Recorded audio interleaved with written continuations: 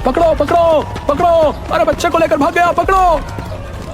अरे क्या हुआ भाई, सुबह सुबह अपने गांव में ये शोर कैसा? अरे किसी के घर में चोरी या डकैती हुई है क्या? नहीं भाई, ध्यान से सुनो, लोग ढोल नगाड़े पीट रहे हैं, शायद कोई जंगली जानवर हो। पंडित ज्ञानचंद उधर से ही आ रहा है, आओ उसी से पूछते हैं।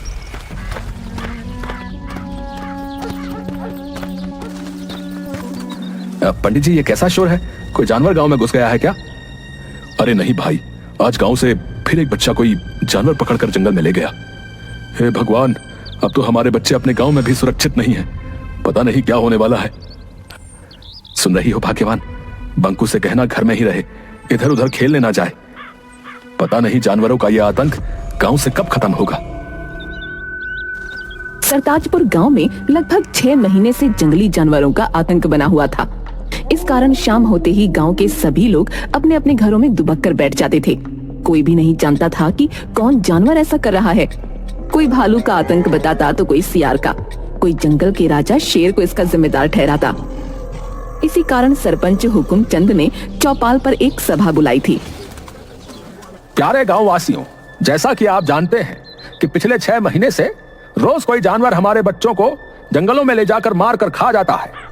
हम उसी पर चर्चा के लिए आज यहाँ पर एकत्रित हुए हैं। सरपंच जी, आए दिन हमारे गांव से बच्चे गायब हो रहे हैं। अगर ऐसा ही चलता रहा तो गांव के सारे बच्चे मार डाले जाएंगे।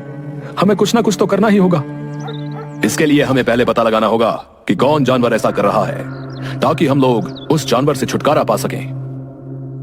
यही ठीक रहेगा, क्योंकि जंगल में तो सैकड़ों जानवर हैं। हम किस किस को अपना निशाना बनाता रहेंगे? लेकिन इसका पता लगाएगा कौन कि किस जानवर की यह करतूत है? इसके लिए एक दल बनाना होगा जो जंगली जानवरों के गांव में प्रवेश पर नजर रखेगा। हाँ, यह ठीक रहेगा। मैं और कल्लू बाबा दोनों मिलकर रात में पहरा देंगे और पता लगाएंगे कि कौन सा जानवर हमारे बच्चों को गायब कर रहा है। तो ठीक है, फिर अगर तुम दोनों पता कर बता देते हो तो तुम्हें गांव की तरफ से 100 स्वर्ण मुद्राएं मिलेंगी, ठीक है? मरेगा, एक दिन सब मरेगा। ए पगले, चल भाग यहां से। जब से हमारे शमशान में रहने आया है, तब से ही पूरा गांव समस्याओं से घिरा है। भोगा एक अजीब सा डरावना व्यक्ति था, जो पिछले 6 महीने से शमशान में आकर रहने लगा था। कई बार शमशान के कुत्तों को मारकर खाते हुए देखा गया था। कुछ लोग इसे औघर बताते थे। कल्लू बाबा और जग्गी रात में गांव के बाहर पेड़ के मचान पर चढ़कर पहरा दे रहे थे। तभी सुबह करीब 4 बजे जंगल की ओर से कुछ खरखराहट की आवाज आती है।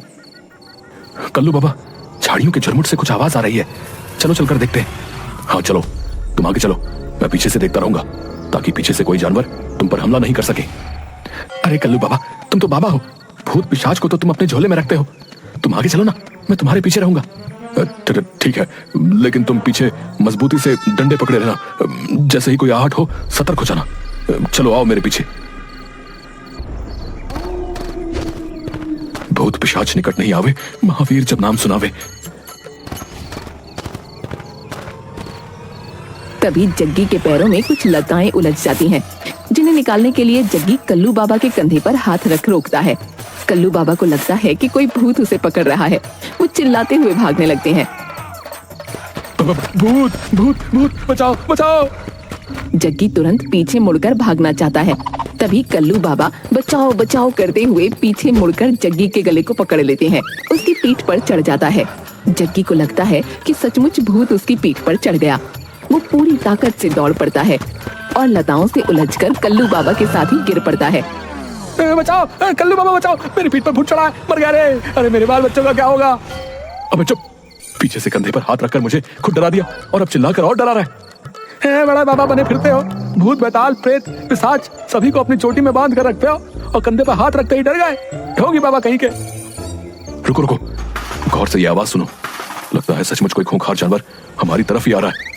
देख क्या रहे हो, भागो। दोनों भूत भूत चिल्लाते हुए गांव की ओर भागते हैं। सुबह होने ही वाली थी। कुछ लोग चौपाल पर आग ताप रहे थे। उन्होंने दोनों की आवाजें सुनी तो उनकी ओर लाठी डंडे लेकर दौड़े। बचाओ बचाओ, भागो भागो, पीछे भूत आ रहा है। अरे कौन सा भूत? अरे कैसा भूत भैया? तुम्हारे पीछे तो कोई नहीं है। अरे है, अरे सुनो आवाज सुनो, वो इधर ही आ रहा है, भागो। आवाजें लगातार बढ़ती ही जा रही थीं। सभी डर के मारे अपने अपने घरों में बंद होकर सहमे हुए खिड़की से देखने लगते हैं। तभी बंकू अपने घर से एक डंडा लेकर बाहर आता है। बेटा घर के अंदर आजा, देखो ना जी अपना बंकू बाहर चला गया है। अरे बेटा बंकू अंदर आजा, देख बेटा सभी लोग अपने अपने घर के अंदर हैं। नहीं पिताजी, हमारे कई दोस्त गायब हो गए हैं। आज हम भी देखेंगे कि कौन है जो हमारे गांव के बच्चों को गायब कर रहा है। मरेगा, सब मरेगा। तभी उधर से जुगनू की आवाज आती है। बंकू, अरे भैंसिया का रस्सी पकड़, अरे आधे घंटे से पूरा गांव दौड़ा रहा है। बंकू भैंस की रस्सी पकड़ लेता है। भैंस के पैर के पीछे एक बाल्टी फंसी हुई थी, जिसके ईंट पत्थर से टकराने से आवाज निकल रही थी। भैंस तो मैं द्वार पर बात कर रहा था, फिर ये खुली कैसे? वो माँ ने कहा कि बाहर भैंस को ठंड लग रही होगी, उसे गौशाला में बांध दो। भैंस बिदक कर भागने लगी, भागते हुए उसके पैर में बाल्टी फंस गई। जग्गी और कल्लू बाबा, है? तुम लोगों के डरपोक होने के कारण आज पूरा गांव भयभीत हो गया भाई। वो तो बंकू ने बहादुरी दिखाई, लेकिन बात तो यही है कि आखिर बच्चों का शिकार कौन कर रहा है। तभी सेठ मंगत लाल रोते रोते आता है। सरपंच जी, मेरा बेटा सुधीर घर पर नहीं है। नौकरों ने बताया कि सुधीर को शेर दबोच कर ले गया है जंगल की ओर। हाय मैं लुट गया, हाय मैं बर्बाद हो गया, मेरा इकलौता बेटा। धैर्य रखो मंगत लाल, धैर्य रखो। हम सभी उसी का उपाय ढूंढने के लिए यहाँ इकट्ठा हुए हैं। सुधीर मेरा भी दोस्त था, हमें उसे ढूंढना ही होगा। बंकू घर में बिना बताए जंगल की ओर चल देता है।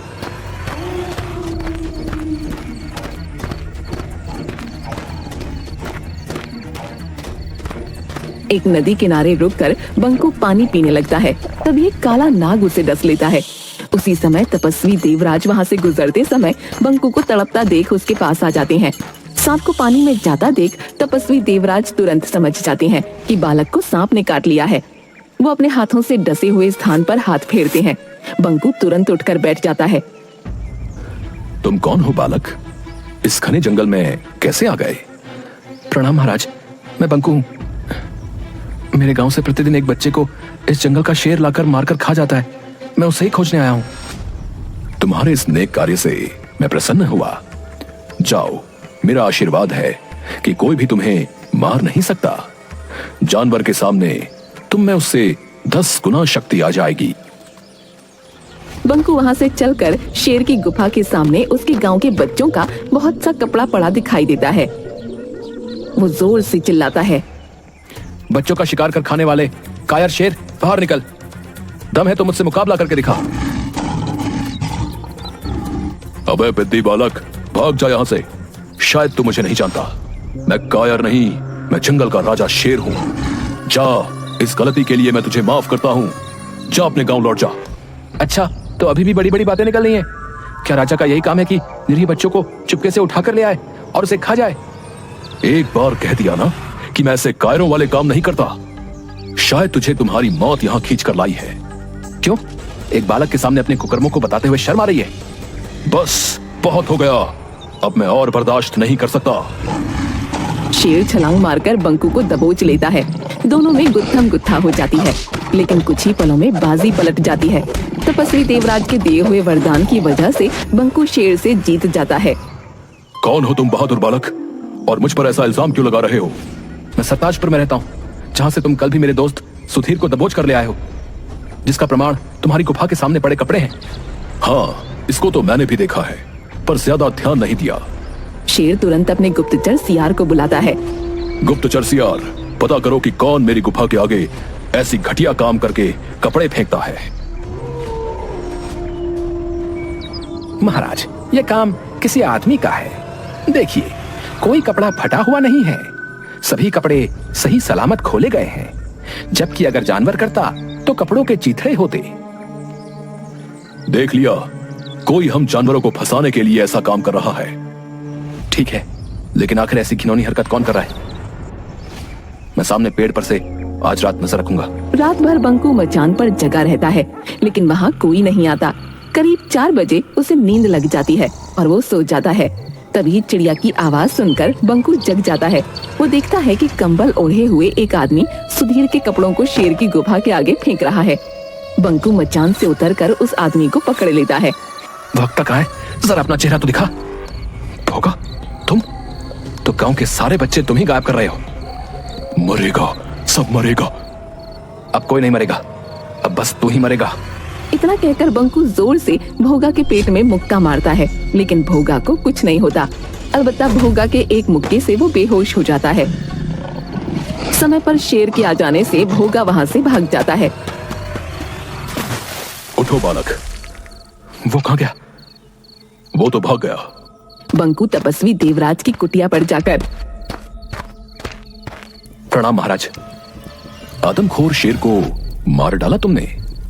नहीं महाराज, आदमखोर शेर नहीं, आदमखोर शमशान में रहने वाला भोगा है। लेकिन आपके वरदान ने उस पर क्यों काम नहीं किया? मैंने वरदान दिया था कि जानवर के सामने तुम में उससे 10 गुना शक्ति आ जाएगी। ये आदमी पर लागू नहीं होता। उस भोगा में तो बहुत शक्ति है, उसे परास्त करना मुश्किल है। भोगा ने एक ऋषि को खाने में मांस दे दिया था। तब ऋषि ने उसे शमशान का मांस खाने का श्राप दे दिया था। उसको मारने का क्या उपाय है महाराज? वो सिर्फ बेल के पेड़ की लकड़ी से बने औजार से ही मर सकता है। लेकिन उसे मारने के तुरंत बाद 200 गज उसकी परिधि से बाहर निकलना होगा, नहीं तो सामने वाला भी मर जाएगा। बंकू बेल के पेड़ की लकड़ी को नुकीला करके भाला बना लेता है और चीते पर बैठ शमशान पहुंच जाता है।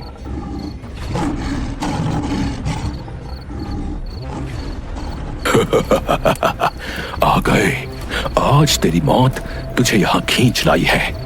अभी तुम्हारे दोस्त सुधीर को ही खाने जा रहा था, लेकिन अब पहले तुझे खाऊंगा। चीते, तू भाग जा, नहीं तो तू भी मारा जाएगा।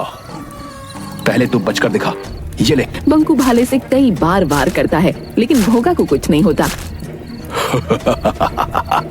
बालक, हो गई हसरत पूरी, अब तू मेरा शिकार बनेगा। तभी अचानक तपस्वी देवराज वहाँ प्रकट होते हैं। बंकू, भाले को उसकी नाभि में मारो। बंकू जैसे ही भोगा की नाभि में भाला मारता है, एक विस्फोट होता है। बंकू तुरंत चीते पर बैठकर 200 गज दूर हट जाता है। भोगा का शरीर वहीं भस्म हो जाता है। बंकू को सुधीर के साथ आते हुए देखकर गांव वाले खुशी से उछल पड़ते हैं। सेठ मंगत लाल और सरपंच हुकुम सिंह बंकू को इस कार्य के लिए 500 स्वर्ण मुद्राएं देते हैं।